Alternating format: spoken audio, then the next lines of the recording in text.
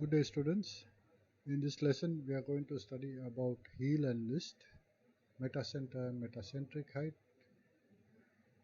righting lever and capsizing lever, righting moment and capsizing moment. So let's start with heel and list. Heel is an inclination that is caused by external forces. These external forces can be natural in nature or mechanical in nature. Natural external forces can be wind, swell and waves. Mechanical external forces can be course alteration, tight mooring lines at the berth when the tide is rising and the tug is pushing or pulling.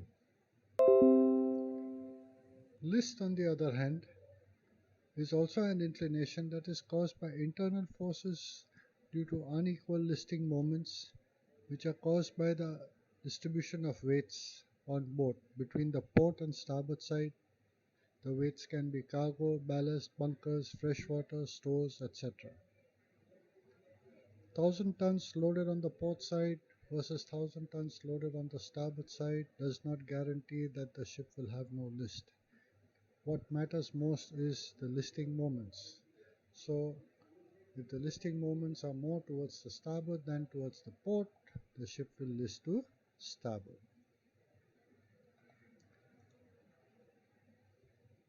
Next we come to transverse metacenter and metacentric height. When a vessel is heeled, the force of buoyancy acting vertically upward through the new position of the center of buoyancy at B1 cuts the center line at a point called the transverse metacenter. So let us see in a picture how it looks.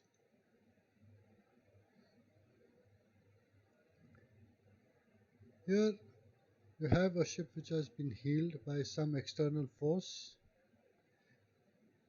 WL was the original water line which was parallel to the keel. The new water line is W1L1. A wedge has emerged above the water level. If you follow my mouse, you will see the wedge that I'm pointing out. This is called the emerged wedge. Likewise, a wedge has gone below the water line. Please follow my mouse and you will see the wedge which is submerged. So this wedge is called the emerged wedge and this wedge is called the submerged wedge or the immersed wedge. Each of these wedges has its own centroid. The immersed wedge has its centroid located at small b. The submerged wedge has its centroid located at small b1. You join these two, small b's to small b1. Now here you had the center of gravity when the ship was upright and also the center of buoyancy when the ship was upright. Now this center of buoyancy, which was here on the center line when the ship was upright, will move downwards to the low side, that is the side to which the ship is heeled, and it will be parallel to, the movement will be parallel to small bb1.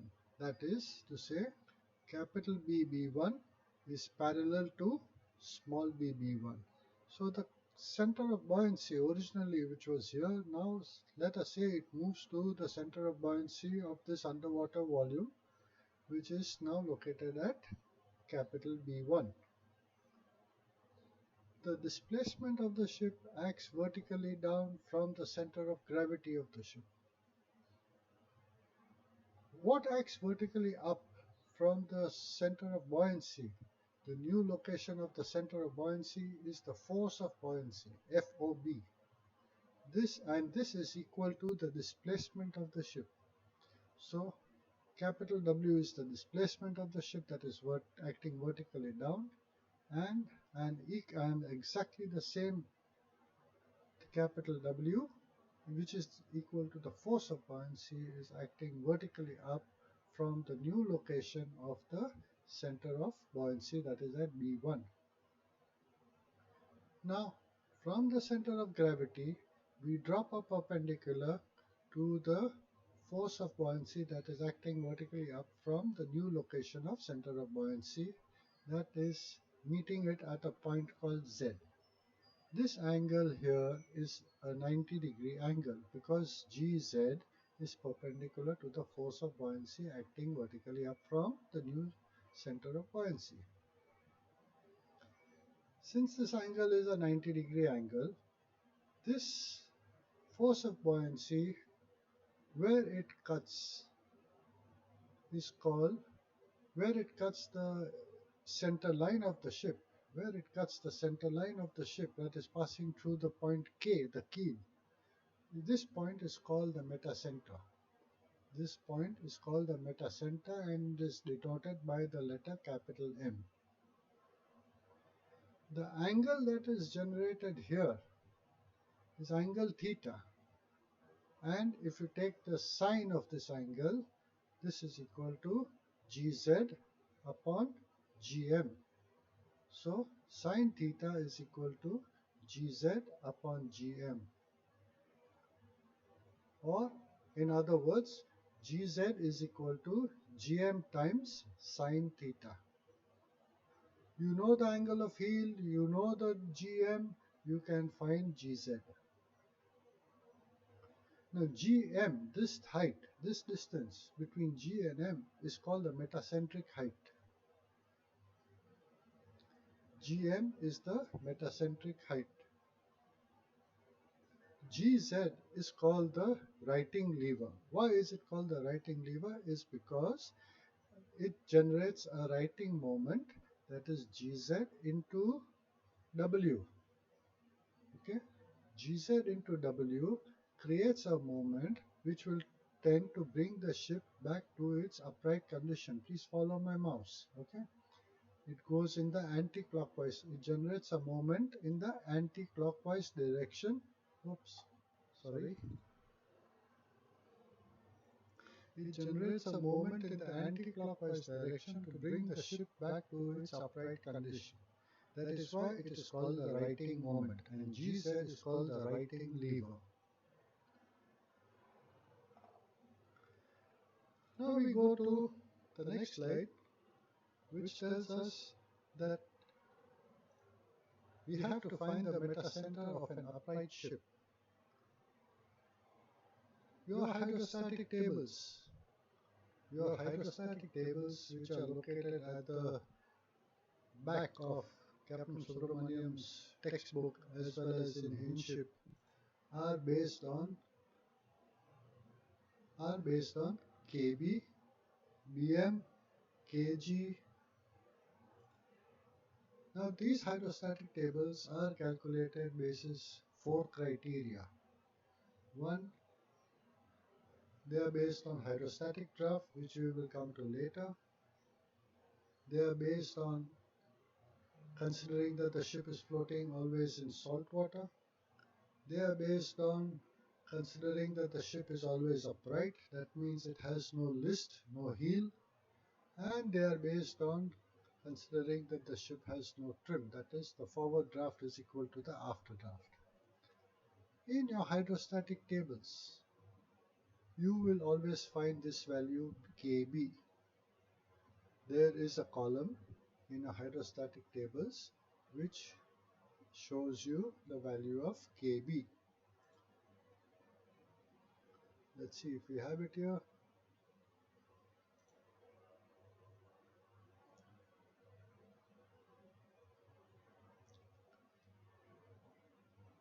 Okay, we can find it later on. Okay.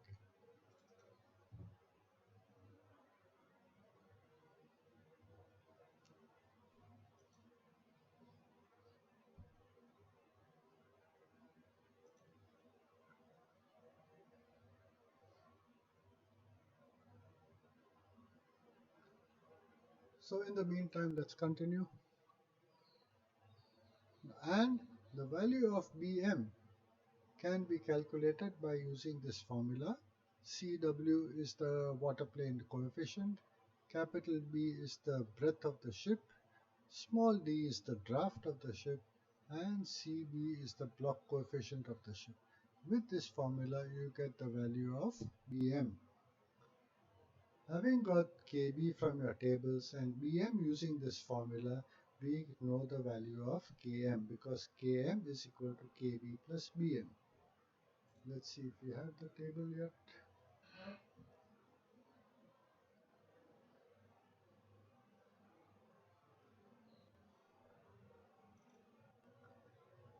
Now, let's go to the left hand side. On the left hand side, we have Kg and Gm. Now, Kg is not located anywhere in your tables. Kg is a calculated value. It indicates the position of the center of gravity of the ship with respect to the keel. That is why it is called Kg. Having known Kb and Bm, which gives you the value of Km, and you have calculated the value of Kg, you can find the value of Gm. Gm is your metacentric height. Okay, so let's have a look over here. You know the value of Kb from your tables. Bm you have calculated using this formula. Kg is a calculated value depending on where the weights are loaded on board, and therefore you get the value of your metacentric height. Okay, so now that we have it, let's see the tables.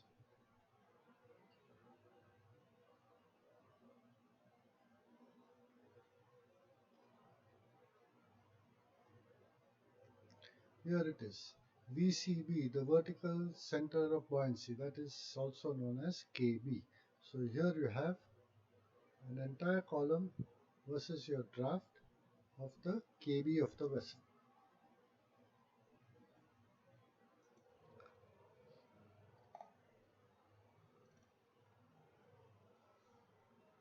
We go to the next slide now.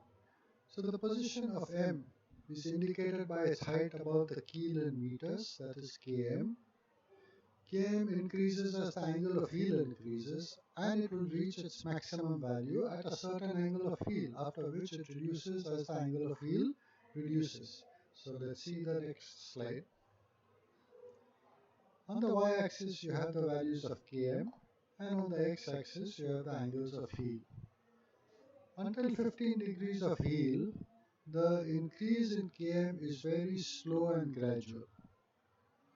But thereafter, it rises rapidly till it reaches a maximum point at a certain angle of heel, and then it once again starts to fall rapidly. Km is equal to Kb plus Bm, as I have told you earlier. Kb is given in your hydrostatic tables as I showed you, and Bm is also calculated separately by the formula that I showed you. So Km is equal to Kb plus Bm, but Km is also equal to Kg plus Gm.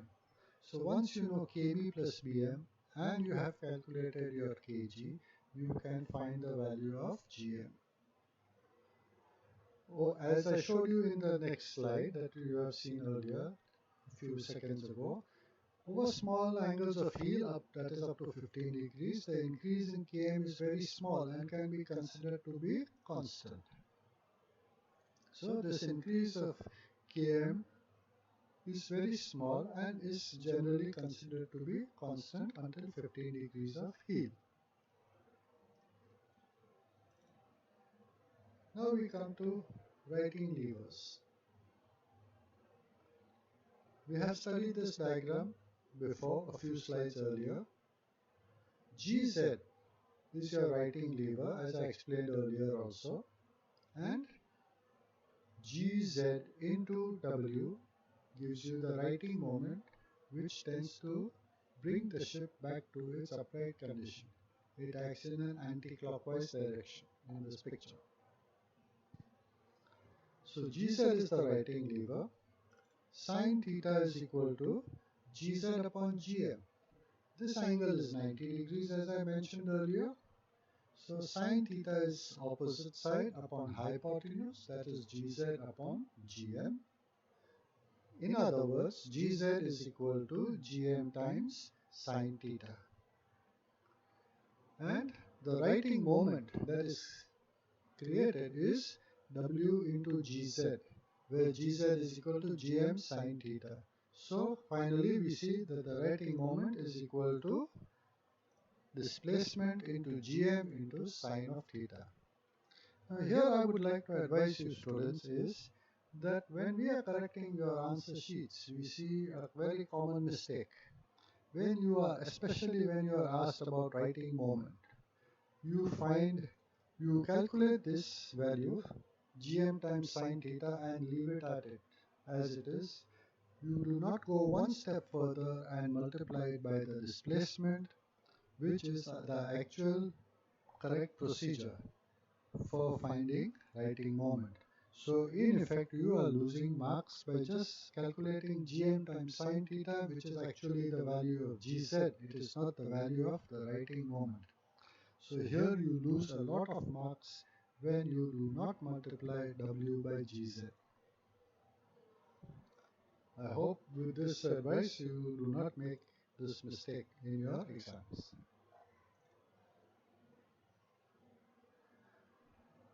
Now, a ship is said to be in stable equilibrium if, when inclined, she tends to return to its initial position.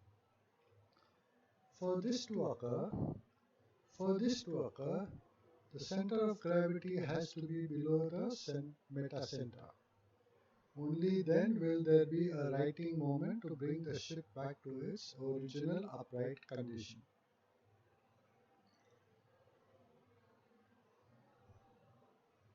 When the center of gravity is below the metacenter, the ship is considered to have positive GM, and it is always wise to have positive GM for maintaining the stability of the ship. When the ship is heeled, the center of buoyancy moves out to the new location of center of buoyancy at B1 to take up the new center of gravity of the underwater volume, and the force of buoyancy acts vertically upwards through B1 and the metacenter. If the moments are now taken about the center of gravity, there is a moment to return the ship to its upright position, as I have already shown you before. This moment is called the righting moment or the moment of statical stability. And it is the product of the force W into Gz, where W is the displacement of the vessel. The length of Gz varies with the angles of heel. As you can see in this picture, if she was less inclined, if she was less heeled, the Gz would be small. Okay? If she is more heeled, more inclined, the Gz will be large. Because the center of buoyancy will move further down, hence the Gz will be more, hence the righting lever will be more.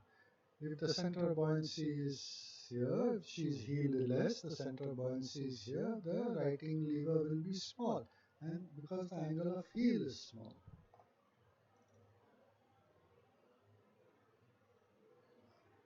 So here is the righting lever, and you have the Gz, the righting lever. What acts vertically down from G, the center of gravity, is the displacement. What acts vertically up from the Z is the force of buoyancy. Actually, the center of buoyancy is located somewhere here below. So what we see here is the righting moment Rm is equal to W into Gz, and its units are ton meters. The lever Gz is referred to as righting lever. It is the horizontal perpendicular distance between G and the vertical through P. For angles of heel less than 15 degrees, Gz equal to Gm times sine theta. But for angles of heel greater than 15 degrees, Gz value, the formula is sine theta into Gm plus half Bm tan square theta. So Gz for angles of heel greater than 15 degrees can be found by the formula Gz equal to sine theta into brackets Gm plus half Bm tan square theta. This formula is known as the wall-sided formula. Why is it called the wall-sided formula? we will study in the next few slides. We now come to the wall-sided formula. Consider this slide where you have the ship floating at a waterline WL. The two deck edges are above the waterline, and on both sides, that is the port side and the starboard side, you have vertical walls. Hence, this formula is applicable when the two deck edges are not submerged and you have a case of two vertical walls, one on each side. The green lines are your vertical walls and the ship is floating at the waterline WL. Now we take the case of the red waterline W1 L1. Here one deck edge is above the water and the second deck edge is below the water. On one side you have a wall, the red vertical line, and on the other side you have a wall plus a deck. Hence, in this case, the wall-sided formula is not applicable. Take case number 2. Once again, the green water line WL, the two deck edges are above the water line, and we have a wall on the port side and a wall on the starboard side. Therefore, the wall-sided formula is applicable. We take the red water line W1 L1. Here we see once again that one deck edge is above the waterline and the other deck edge is below the waterline.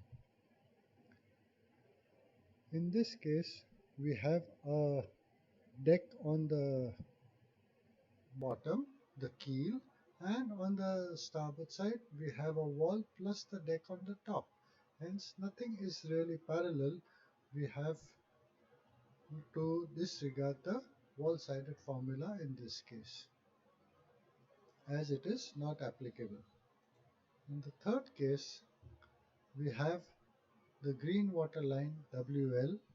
On one side you have a wall and on the other side also you have a wall, and therefore the wall-sided formula is applicable, and also what we see is the two deck edges are above the water line. In this case, the water line, the red water line W1 L1, even though the two deck edges are above the water line, we do not have a clear case of two walls. On one side you have the keel and on the other side you have the wall. So in this case also, for the waterline W1L1, the wall-sided formula is not applicable. We now come to the topic of capsizing levers. The ship is heeled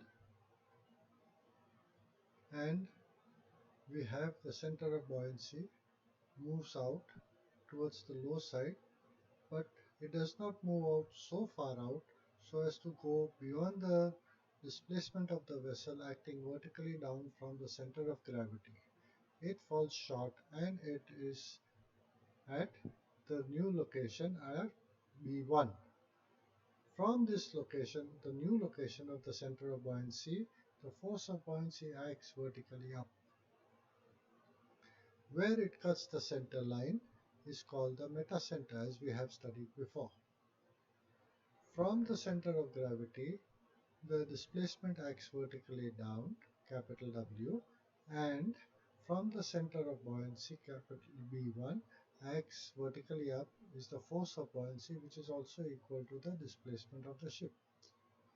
From the center of gravity, we drop a perpendicular to the force of buoyancy that is acting vertically up from the center of buoyancy, and that point where it meets the force of buoyancy is called Z. This angle is a 90-degree angle. This lever GZ is called the capsizing lever or the capsizing arm, and the moment that is formed by multiplying with the displacement of the ship W into GZ is the capsizing moment, which tends to move in the clockwise direction, thereby attempting to capsize the vessel. its formula as before. This is basically the same formula as the righting lever, but only thing it acts in the opposite direction, that is in a clockwise direction to capsize the vessel. So the capsizing moment is equal to W into GZ, and you substitute the value of GZ as GM times sine theta, so you get capsizing moment is equal to W times GM sine theta. So in short, to recap, you have capsizing lever, G is to the right, Z is to the left. Force, the displacement of the vessel acts vertically down from the center of gravity of the vessel, and the force of buoyancy acts vertically up through the point Z, thereby creating a clockwise moment called the capsizing moment. GZ is referred to as the capsizing lever, and the moment W into GZ is equal to the capsizing moment. When we come to the righting lever, G is on the left, Z is on the right. Acting vertically down from the center of gravity is the displacement of the ship, and passing through the point Z is the force of buoyancy, which is equal to the displacement of the ship. Acting in the anti-clockwise direction, W into GZ is called the righting moment, GZ is called the righting lever. Next we go to the various stability of the ship. Stable equilibrium, neutral equilibrium, as well as unstable equilibrium. So let us study these cases independently. Here we have a cross-section view of a box-shaped vessel. K is the keel, B is the center of buoyancy, which is located at half the draft, G is the center of gravity of this box-shaped vessel, and M is the metacenter of the ship in upright condition. Acting vertically down from the center of gravity is the displacement of the ship. Acting vertically up from the center of buoyancy is the force of buoyancy, which is equal to the displacement of the ship. Since G is below M, the ship has a positive GM and she is in stable equilibrium. Consider the same ship to be heeled. We have studied this diagram before. Once again, G is below the metacenter. It has got positive GM, and there is a righting lever and a righting moment that is equal to W into GZ, tending to bring the ship back into its upright condition.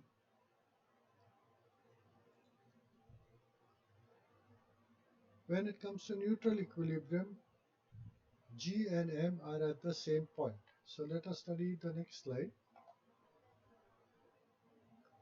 G and M are at the same point.